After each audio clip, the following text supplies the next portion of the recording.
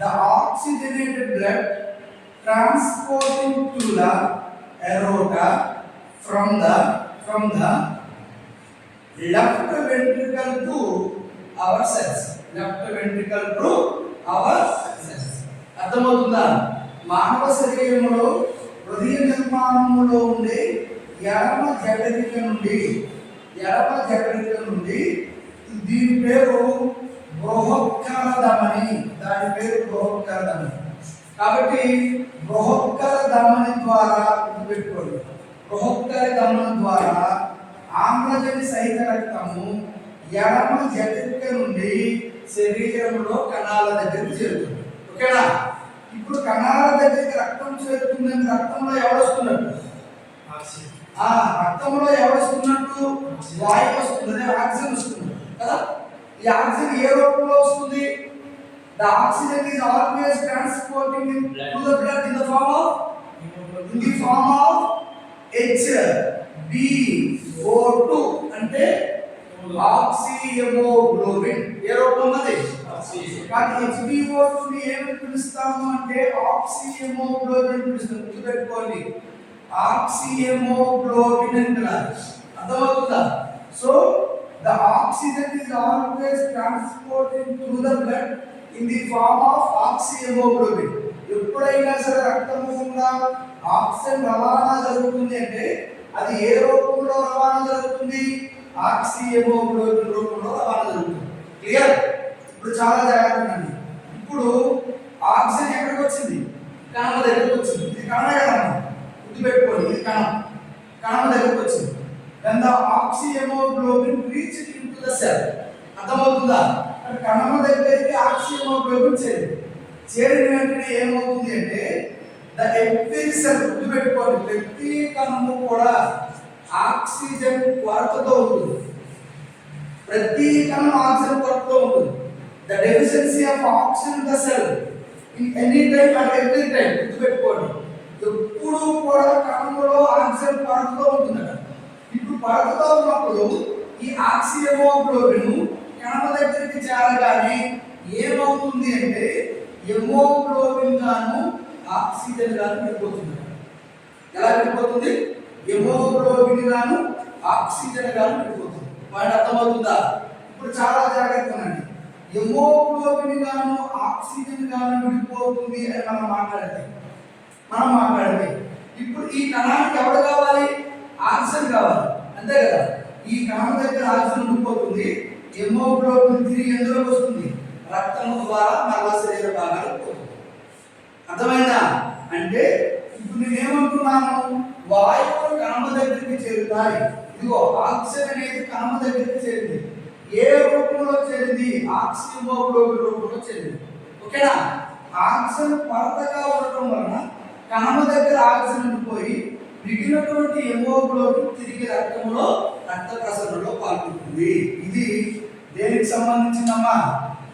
వాయువుల కణం దగ్గరికి ఎట్లా చేరుతుంది? అర్థమైందా క్లియర్గా? ఓకేనా? ఇప్పుడు మీరు చెప్పండి, కణం దగ్గరికి ఆక్సిజన్ ఏ రూపంలో చేరింది? ఏ రూపంలో చేరుతుంది? ఆక్సిహెమోగ్లోబిన్ రూపంలో చేరుతుంది. అర్థమవుతుందా? నంద oxyhaemoglobin reached to the cell. What happen? ఇక్కడ ఏం జరుగుతుంది? The oxyhemoglobin divided into hemoglobin and oxygen. అర్థమవుతుందా? అప్పుడు హెమోగ్లోబిన్ ఆక్సిజన్ రెండు ఏమైపోతాయి? విడిపోతాయి. విడిపోయినటువంటి ఆక్సిజన్ ఎక్కడ ఉండిపోతుంది? కణం దగ్గర ఉండిపోతుంది. అర్థమవుతుందా? హెమోగ్లోబిన్ ఏమవుతుంది? రక్తంలో కలిసిపోతుంది. ఇంత ఓకేనా? అర్థమైంది క్లియర్గా? ఇప్పుడు చాలా విషయం గుర్తుపెట్టుకోండి, మంచి విషయం. ఉండిపోయినటువంటి ఆక్సిజన్ దేంట్లో పాల్గొంటుంది? శ్వాసక్రియలో పాల్గొంటుంది. దేంట్లో పాల్గొంటుంది? శ్వాసక్రియలో పాల్గొంటుంది. ఎక్కడ శ్వాసక్రియ? కణం లోపల శ్వాసక్రియ. అందుకే దాన్ని ఏమన్నాడు నేను? కణ శ్వాసక్రియ. ఏమన్నాడు దాన్ని? కణ శ్వాసక్రియ. ఇంటర్సిల్యులర్ రెస్పిరేషన్ పిలుస్తుంది. అర్థమవుతుందా? కానీ కణ శ్వాసక్రియ జరుగుతుంది ఎక్కడ సార్ అంటే కణములు. ఎవరి సహకారంతో? ఆక్సిజన్ సహకారం. క్లియర్? అర్థమైందా? ఇప్పుడు కణ శ్వాసక్రియ అంటే చూడండి ఒకసారి. కణ శ్వాసక్రియ అంటే చూడండి, చాలా జాగ్రత్తగా సింపుల్ గుర్తుపెట్టుకోండి. కణ శ్వాసక్రియలో ఏం జరుగుతుంది సార్ అంటే ఆల్రెడీ ఎవరు ఉంటారు సార్? కణమ దగ్గర C6H12O6 ఉంటుంది. అంటే ఏంటి? గ్లూకోజ్. ఇది ఆల్రెడీ కణమ దగ్గర ఉంటుంది. ఈ కణమ దగ్గర ఉన్నటువంటి ఈ గ్లూకోజ్ అనేది ఆక్సిజన్ సమక్షంలో దేంట్లో పాల్గొంటుంది సార్ అంటే కణ శ్వాసక్రియలో పాల్గొంటుంది. రైట్? ఇప్పుడు ఆ కణ శ్వాసక్రియలో పాల్గొనేటప్పుడు కణ శ్వాసక్రియలో 3 దశలు ఉంటాయమ్మా. అందులో ఒక దశని ఏమంటామో తెలుసా? గ్లైకోలిసిస్ అని పిలవాలి. ఏమని పిలవాలి దాన్ని? గ్లైకోలిసిస్ అని పిలవాలి. చాలా చాలా ఇంపార్టెంట్ పెట్టుకోండి. గ్లైకోలిసిస్ అని పిలుస్తాం. అర్థమవుతుందా? గ్లైకోలిసిస్. సో గ్లైకోలిసిస్ లో ఏమవుతుంది సార్ అంటే చాలా జాగ్రత్తగా వినండి. గ్లైకోలిసిస్ లో ఏమవుతుంది అంటే పైరువేట్ ఆమ్లం ఏర్పడుతుంది. ఏం ఏర్పడుతుంది? పైరువేట్ లేదా పైరువిక్ ఆమ్లం ఏర్పడుతుంది. పైరువేటిక్ యాసిడ్ లేదా పైరువిక్ ఏర్పడుతుంది. చాలా ఇంపార్టెంట్ గుర్తుపెట్టుకునే పాయింట్. పైరువిక్ యాసిడ్ అంటారు. ఓకేనా? కానీ ఈ పైరువిక్ ఆమ్లం ఏర్పడుతుంది. ఈ పైరువిక్ ఆమ్లం ఏదైతే ఉందో ఈ పైరువిక్ ఆమ్లం అనేది 2 రకాల శ్వాసక్రియలో పాల్గొంటుంది. ఒకటి ఆక్సిజన్ ఉందనుకోండి, ఆక్సిజన్ సమక్షంలో పాల్గొంటుంది. ఆక్సిజన్ లేదనుకోండి, మరో రకమైన శ్వాసక్రియలో పాల్గొంటుంది. At the presence of oxygen, the respiration is known as aerobic respiration. A పిక్కమది? aerobic respiration. చాలా చాలా ఇంపార్టెంట్ గుర్తుపెట్టుకోండి. aerobic respiration అని పిలుస్తాం. ఓకేనా? aerobic respiration అని పిలుస్తారు. The absence of oxygen, that respiration is known as anaerobic respiration. ఏమని పిలుస్తారు దాన్ని? anaerobic respiration అంటే aerobic respiration ని వాయు శ్వాసక్రియ అని పిలుస్తామమ్మా. anaerobic respiration ని ఏమని పిలవాలి? అవాయు శ్వాసక్రియ అని పిలవాలి. ఇది అర్థమైంది? అర్థం కాలేదు? ఇప్పుడు మళ్ళీ ఒకసారి కణం దగ్గరికి ఎవరు వచ్చారు? ఆక్సిజన్. ఆక్సిజన్ ఏ ప్రక్రియలో పాల్గొంది? శ్వాసక్రియలో పాల్గొంది. శ్వాసక్రియలో మొదటి దశ ఏంటి? గ్లైకోలిసిస్. గ్లైకోలిసిస్ లో ఏం ఏర్పడింది? Pyruvic acid. ఈ పైరువిక్ యాసిడ్ అనేది ఆక్సిజన్ సమక్షంలో పాల్గొంటే వాయు శ్వాసక్రియ. ఒకవేళ ఆక్సిజన్ లేకుండా పాల్గొంటే క్లియర్? ఇంకా జాగ్రత్తగా అసలు వాయు శ్వాసక్రియలో ఏం జరుగుతుంది? జాగ్రత్తగా వాయు శ్వాసక్రియలో ఏం జరుగుతుంది సార్ అంటే కార్బన్ డయాక్సైడ్ విడుదలవుతుంది, నీటి ఆవిరి విడుదలవుతుంది, తో పాటు ఏం విడుదలవుతుంది సార్ అంటే ఎనర్జీ విడుదలవుతుంది, శక్తి విడుదలవుతుంది. ఓకేనా? ఎంత శక్తి విడుదలవుతుంది సార్ అంటే 686 కిలో క్యాలరీల శక్తి విడుదలవుతుంది.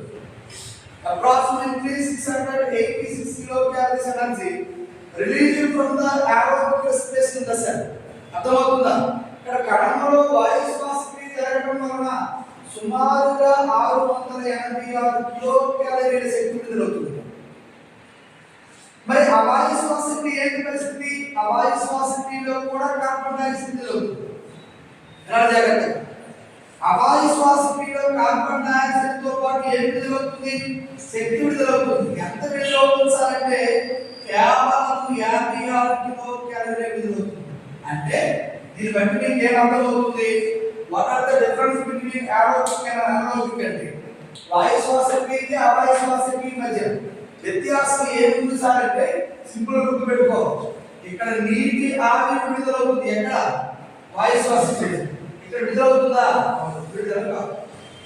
The high amount of energy released from the aerobic respiration, the less energy released from the anaerobic respiration. అంటే అధిక మోతాదులో శక్తి విడుదలవుతుంది ఎక్కడ సార్ అంటే వాయు శ్వాసక్రియ. అతి తక్కువ మోతాదులో శక్తి విడుదలవుతుంది ఎక్కడ సార్ అంటే అవాయు శ్వాసక్రియ. అర్థమైందా నేను చెప్పేది? ఇక్కడ చాలా చాలా చాలా ఇంపార్టెంట్ ఎక్కడ జరుగుతుంది ఐ మీన్ అవాయు శ్వాసక్రియ ఎక్కడ జరుగుతుంది? అవాయు శ్వాసక్రియ ఎక్కడ జరుగుతుంది సార్ అంటే చాలా జాగ్రత్తగా అండి. ఈస్ట్ లో జరుగుతుంది. అవాయు శ్వాసక్రియ ఎక్కడ జరుగుతుంది సార్ అంటే ఈస్ట్ లో జరుగుతుంది. ఈస్ట్ ఇక్కడ. 2 అవాయు శ్వాసక్రియ ఎక్కడ జరుగుతుంది సార్ అంటే బాక్టీరియాలో జరుగుతుంది. అవాయు శ్వాసక్రియ ఎక్కడ జరుగుతుంది సార్ అంటే ద మజిల్స్ మజిల్స్ లో జరుగుతుంది. ఓకేనా? మజిల్స్ లో జరుగుతుంది. గుర్తుపెట్టుకోండి, ఈస్ట్ కణాల్లో అవాయ శ్వాసక్రియ జరుగుతుంది. బాక్టీరియా ఈస్ట్ కణాల్లో ఏం విడుదలవుతుంది అంటే ఇథిలిన్ విడుదలవుతుంది. ఏంటన్నది? ఇథిలిన్. కానీ ఇథిలిన్ అనేది ఈస్ట్ కణాల్లో విడుదలయ్యే శక్తిోత్పన్నం. మరి బాక్టీరియా మరియు కండరాల్లో ఏం విడుదలవుతుంది అంటే లాక్టిక్ ఆమ్లం. ఏం విడుదలవుతుందమ్మా? లాక్టిక్ ఆమ్లం. గుర్తుపెట్టుకోండి. The lactic acid released from the anaerobic respiration in the bacteria in our muscles. Okay na? The ethylene is always released from the anaerobic respiration in the yeast. అర్థమవుతుందా? కానీ east కణాలలో అవాయు శ్వాసక్రియ వల్ల విడుదలయ్యేది ethylene. Bacteria మరియు కండరాలలో విడుదలయ్యేది ఎవరు? Lactic acid. ఇప్పుడు చాలా జాగ్రత్తగా గుర్తుపెట్టుకో. లాక్టిక్ యాసిడ్ దేని వల్ల విడుదలైంది? కాబట్టి కండరాలు ఎందుకు నొప్పికి గురి కాబడతాయంటే 100% గుర్తుపెట్టుకోండి. Our muscles must be contain the anaerobic respiration. The anaerobic respiration present in our muscle. Our muscle, the lactic acid will be released. అర్థమవుతుందా? The high concentrated lactic acid present in our muscle will be painful. గుర్తుపెట్టుకోండి, చాలా చాలా important. ఇక్కడ ఇంకొక bit మీరు చెప్తా sir, చాలా important.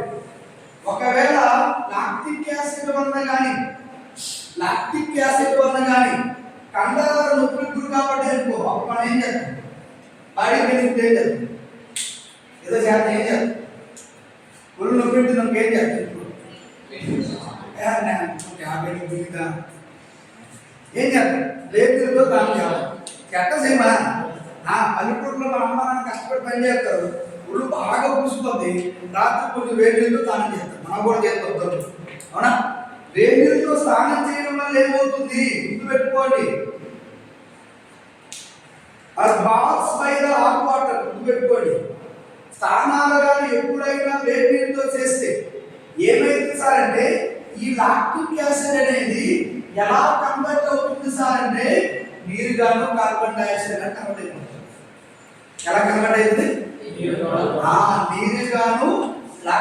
నీరుగాను carbon dioxide గా కన్వర్ట్ అవుతుంది. కాబట్టి అందుకే గుర్తుపెట్టుకోండి, ఇప్పుడే అడుగుతారు బిట్టు. బాడీ పెయిన్స్ ఉన్నప్పుడు వేడి నీళ్ళతో స్నానం చేయడానికి గల కారణం ఏంటి సార్ అంటే మనకు అసలు ఫస్ట్ బాడీ పెయిన్స్ ఎందుకు వచ్చి తెలియాలి. ఎందుకు వచ్చినాయి? దీనివల్ల మనకు పెయిన్ వచ్చినప్పుడు వేడి నీళ్ళతో స్నానం చేయడం వల్ల లాక్టిక్ యాసిడ్ ఎలా కన్వర్ట్ అయిపోతుంది? నీరు కాదు కార్బన్ డైఆక్సైడ్ కన్వర్ట్ అయిపోతుంది. అప్పుడు మనకి ఏమవుతుంది? పెయిన్స్ రిలీఫ్ ఇస్తుంది. అర్థమవుతుందా? ఇది దేనికి సంబంధించింది సార్ అంటే కణ శ్వాసక్రియకి సంబంధించిన విషయం.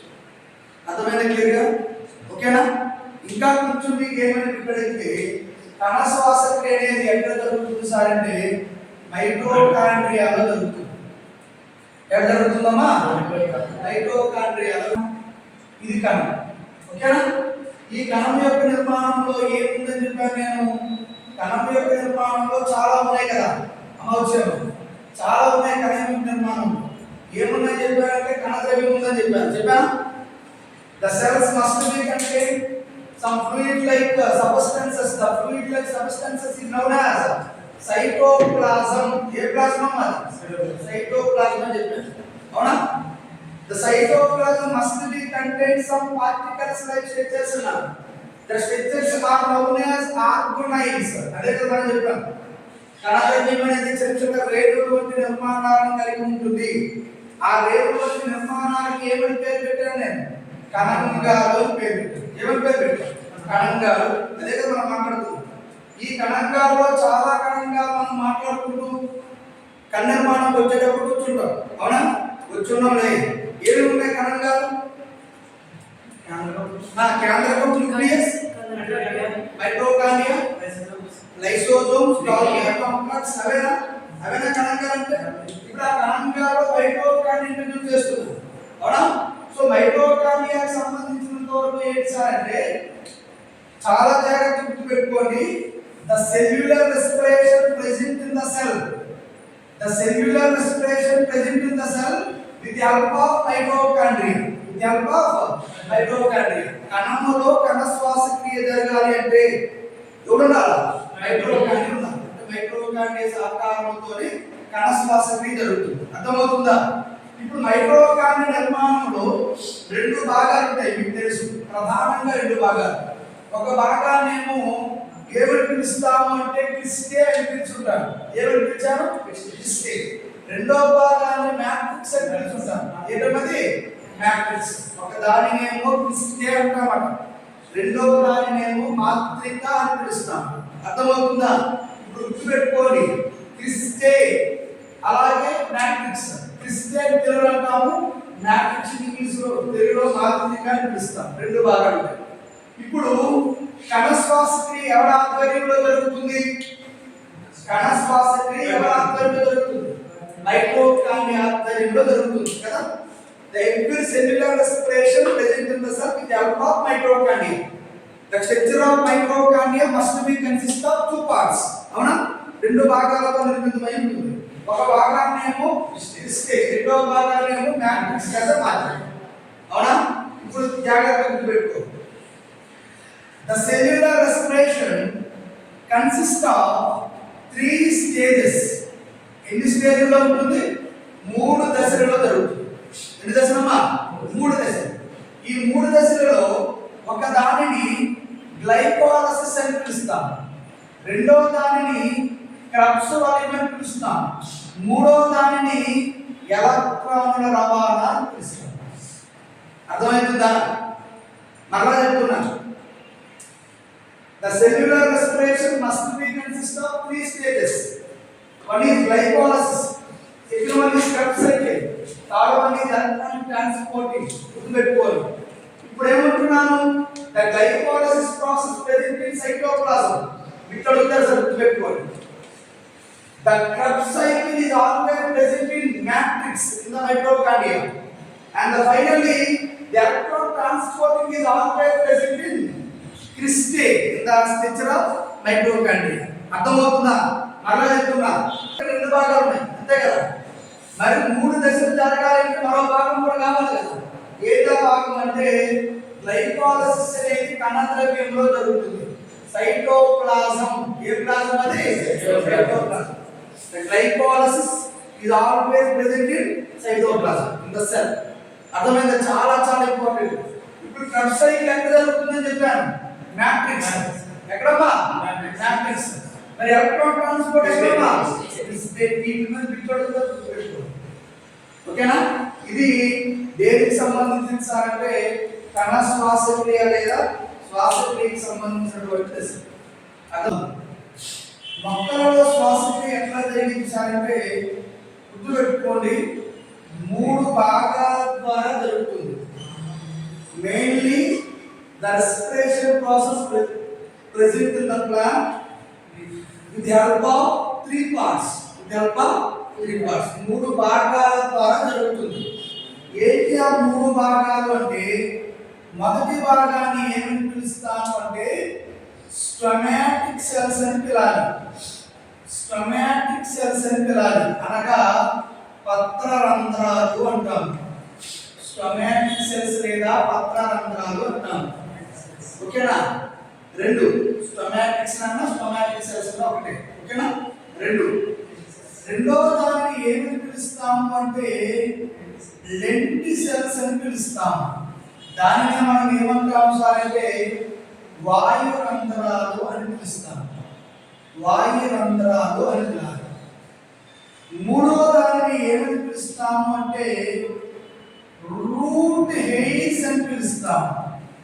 వాటినే మనము మూలకేశాలు అని పిలాలి. మూలకేశాలు అని పిలాలి. So the respiration process is always present in the plant with the help of three parts. One is stomatic cells, and second one is lenticels, and third one is root hairs. Root, stomatic cells, lenticels, and root hairs. పత్రరంధ్రాల ద్వారా, వాయు రంధ్రాల ద్వారా, మూలకేశాల ద్వారా. అసలు ముందు పత్రరంధ్రాలు ఎక్కడ ఉంటాయి? ఉదాహరణకి ఇది పత్రం అనుకోండి, చాలా జాగ్రత్తగా ఉండండి. ఇది పత్రము అనుకోండి. ఇప్పుడు ఈ పత్ర నిర్మాణంలో పత్రరంధ్రాల ఉంటాయి సార్ అంటే ఇదిగోండి, the leaf is always bounded by external layers. External layer, the external layer is known as the external layer of leaf. అర్థమవుతుందా? పత్రాన్ని ఆవరించబడి ఒక త్వచ ఉంటుందమ్మా. ఆ త్వచాన్ని బాహ్య త్వచము అని పిలుస్తాం. ఏ త్వచం అని పిలాలి? బాహ్య త్వచం అని పిలాలి. ఇప్పుడు ఈ బాహ్య త్వచం ఏదైతే ఉందో ఈ బాహ్య త్వచములో ఏముంటాయి సార్ అంటే పత్రరంధ్రాలు ఉంటాయి. ఇదిగోండి ఇట్లా ఉంటాయి పత్రరంధ్రాలు. చాలా జాగ్రత్తగా రండి సార్. పత్రరంధ్రాలు ఓకేనా? The stromatic cells must be present or located at the external layer of leaf with the help of dermal tissue. చాలా ఇంపార్టెంట్. బాహ్య చర్మములో బాహ్య త్వచములో పత్రరంధ్రాలను ఏర్పాటు చేసే కణజాలం పేరు ఏంటి సార్ అంటే త్వచ కణజాలం. ఏ కణజాలం అది? త్వచ కణజాలం. చాలా ఇంపార్టెంట్ పెట్టుకోండి. మళ్ళా చెప్తున్నా, the leaf must be bounded by layer. The layer is known as external layer. The external layer is always formed by dermal tissue. Then the external layer must be contain some pores or pores-like structures. The pores-like structures are known as stromatic cells. అర్థమవుతుందా? కాబట్టి పత్రం యొక్క నిర్మాణంలో ఉండే బాహ్య త్వచములో త్వచ కణజాలం వల్ల ఏర్పడుతున్నటువంటి సూక్ష్మ రంధ్రాల వంటి నిర్మాణాలని ఏమేమి పిలుస్తాము అంటే పత్రరంధ్రాలు అని పిలుస్తాము. క్లియర్? ఇంకా జాగ్రత్తలండి. We have to observe the structure of stromatic cell. పత్రరంధ్రం యొక్క నిర్మాణాన్ని మీరు చూస్తే ఇదిగోండి, దీనినే పత్రరంధ్రం అని పిలుస్తారు. ఈ పత్రరంధ్రం యొక్క నిర్మాణంలో చూడండి, ఈ పత్రరంధ్రం యొక్క నిర్మాణంలో ఏమను నేర్చుకోవచ్చు సార్ అంటే the stomatic cell must be formed by God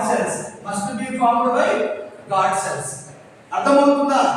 ఈ పత్రరంధ్రాలని ఏర్పాటు చేసి ఈ కణాలని ఏమని పిలుస్తాము అంటే రక్షక కణాలు అని పిలాలి. ఏమని పిలాలి? రక్షక కణాలు, గాడ్ సెల్స్ అని పిలుస్తాం. గార్డియన్ అని ఎవరినంటాం? గార్డియన్ ఎవరినంటాం? మనం రక్షించేవాడిని గార్డియన్ అంటాం. అవునా కదా? కాబట్టి the God cells are always plays an important role in the formation of stromatic cells in the external layer of leaf. అర్థమవుతుంది చెప్పేది. కాబట్టి పత్రం యొక్క బాహ్య త్వచములో పత్రరంధ్రాలను ఏర్పాటు చేసే కణజాలం అడిగితే త్వచ కణజాలం. పత్రరంధ్రాలను ఏర్పాటు చేసే కణాలను అడిగితే రక్షక కణాలు అనేది కాన్సెప్ట్. అర్థమైందా? అర్థం కాలేదు? చాలా చాలా చాలా ఇంపార్టెంట్. ఓకేనా? ఇక్కడ గుర్తుపెట్టి లెంటి సెల్స్ ఏమని పిలాలి? లెంటి సెల్స్ గుర్తుపెట్టుకోండి. The lenticels are the lenticores are always located on bark of the stem. కాబట్టి కాండం యొక్క నిర్మాణంలో ఉండే బెరడు మీద ఉండే సూక్ష్మ రంధ్రాల వంటి నిర్మాణాలను ఏమని పిలాలి? వాయు రంధ్రాలు. అర్థమవుతుందా? మరి రూట్ హెయిర్స్ ఏంటి? ఇది రూట్. అవునా? ఇది రూట్. జాగ్రత్తగా, ఇది రూట్. ఇప్పుడు రూట్ హెయిర్స్ మనం మాట్లాడుతున్నప్పుడు ఇదిగో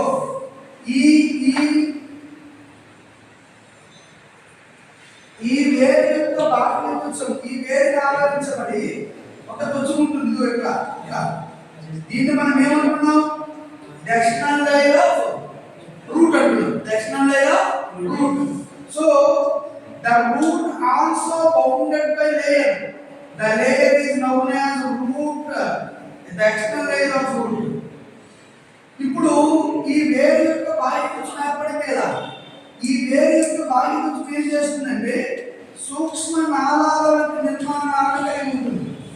Some hair-like structures are arising from the external layer of root. కాబట్టి వేరు నుంచి ఏర్పడే సూక్ష్మ నాళికల వంటి నిర్మాణాలు ఏవైతే ఉన్నాయో ఆ సూక్ష్మ నాళికల వంటి నిర్మాణాలను ఏమని పిలుస్తాము అంటే రూట్ హెయిర్స్ అని పిలుస్తాం. ఏమని పిలాలి? రూట్ హెయిర్స్ అని పిలాలి. అర్థమైందని చెప్పేది. చాలా ఇంపార్టెంట్ అని గుర్తుపెట్టుకోవాలి. The respiration in the plant with the help of three different structures. One is somatic cells, second one is leg cells, and third one is root hairs. కాబట్టి మొక్కలలో శ్వాసక్రియ అనే ప్రక్రియ మూడు భాగాల ద్వారా జరుగుతుంది. ఒకటేమో స్టొమాటిక్ పత్రరంధ్రాలు, రెండోదేమో వాయు రంధ్రాలు, మూడోదేమో మూలకేశాలు. అసలు పత్రరంధ్రాలు ఎలా ఏర్పడతాయో చెప్పాను, వాయు రంధ్రాలు ఎలా ఏర్పడతాయో చెప్పాను, మూలకేశాలు ఎట్లా ఏర్పడతాయో చెప్పాను. శ్వాసక్రియ అనే ప్రక్రియ వేరు ద్వారా జరుగుతుంది. అర్థమవుతుందా? The respiration process present in the plant with the help of root in some plants. మొక్కలలో కొన్ని మొక్కలలో శ్వాసక్రియ అనే ప్రక్రియ దేని ద్వారా జరిగింది? వేరు ద్వారా జరిగింది. అందుకే ఆ వేళని ఏమంటాం తెలుసా? రెస్పిరేటరీ రూట్ అని పిలాలి. ఏమని పిలాలమ్మా? రెస్పిరేషన్ రూట్ అని పిలాలి, లేదా ఏరియల్ రూట్ అని పిలాలి. ఏరియల్ రూట్ గుర్తుపెట్టుకో. The respiration root and the aerial roots present in some plants. These roots is always helps in the process of respiration. కానీ కొన్ని మొక్కలలో ఏముంటాయి సార్ అంటే శ్వాసించే వేలు ఉంటాయి. ఆ శ్వాసించే వేలు ద్వారా శ్వాసక్రియ జరుగుతుంది. ఏ మొక్కలు అంటే మ్యాంగ్రూవ్స్. ఏ మొక్కలు అన్నవి? మ్యాంగ్రూవ్స్. గుర్తుపెట్టుకో, మ్యాంగ్రూవ్స్. కానీ మ్యాంగ్రూవ్స్ అనే మొక్కలు ఏవైతే ఉన్నాయో ఆ మ్యాంగ్రూవ్స్ అనే మొక్కల్లో శ్వాసక్రియ దేని ద్వారా జరుగుతుంది? వేళ్ళ ద్వారా జరుగుతుంది. కాబట్టి గుర్తుపెట్టుకోండి, the aerial roots are the respiratory roots are always present in mangroves. The mangroves are always rich in muddy soil or delta regions. అర్థమవుతుందా? ఎప్పుడు మ్యాంగ్రోవ్స్ ఎక్కడ పెరుగుతాయి సార్ అంటే నది ముఖ ద్వారాల వద్ద పెరుగుతాయి. డెల్టా ప్రాంతాలు అంటే వాటిని డెల్టా రీజియన్స్, లేదా మడ్డీ సాయిల్ అంటే బురద నేలల్లో పెరుగుతాయి. కానీ బురద నేలల్లో పెరుగుతున్నటువంటి ఈ మ్యాంగ్రోవ్స్ లో శ్వాసక్రియ దేని ద్వారా జరుగుతుంది? దేని ద్వారా? వేల ద్వారా జరుగుతుంది. అర్థమైందా? చాలా ఇంపార్టెంట్ అని చెప్పిన in the respiratory roots present in the mangroves. The respiratory roots present in the mangroves are the respiration process present in the mangroves with the help of respiratory roots, with the help of some pores-like structures. The pores-like structures are known as pneumatophores. ఏడమది pneumatophores. ఈ పేరు ఎన్నారు లేదా? pneumatophores. ఇక్కడ గుర్తుపెట్టుకోండి, శ్వాసించే వేలు కలిగి ఉన్నటువంటి mangrove మొక్కలలో శ్వాసక్రియ జరగడానికి ఆ శ్వాసించే వేళల్లో సూక్ష్మ రంధ్రాల వంటి నిర్మాణాలు ఉంటాయి. ఆ సూక్ష్మ రంధ్రాల వంటి నిర్మాణాలని ఏమని పిలుస్తాను అంటే న్యూమటోఫోర్స్ అని పిలాలి. ఏమని పిలాలమ్మా? వినిపించలే? న్యూమటోఫోర్స్ అని పిలాలి. ఏమని పిలాలి? న్యూమటోఫోర్స్. ఇది మొక్కలలో జరిగే శ్వాసక్రియ మీకు సంబంధించిన ఒకసారి. మొక్కలలో శ్వాసక్రియ ఎన్ని భాగాల ద్వారా జరిగింది? 3 భాగాలు. మొదటి భాగం ఏంటి? పేరేంటి?